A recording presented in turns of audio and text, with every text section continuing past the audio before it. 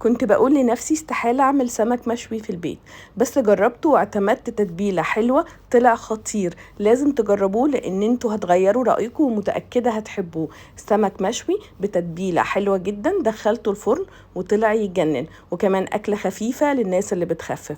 أول حاجة في وصفتنا النهاردة هنبدأ بالتتبيلة.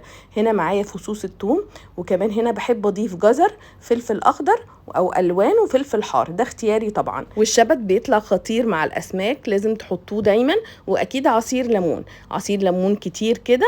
وبعد كده هضيف زيت زيتون، ده اختياري، او زيت عادي. بعد كده هفرم كل ده، وطبعا شويه توابل بسيطه هكتبها لكم تحت الفيديو. هفرم كل ده، وبعد كده انا محضره سمكه بوري مفتوحه بالشكل اللي انتوا شايفينه. ممكن نستخدم اي نوع سمك موجود عندنا، ممكن دنيس، ممكن بلطي، اي سمك بتحبوه.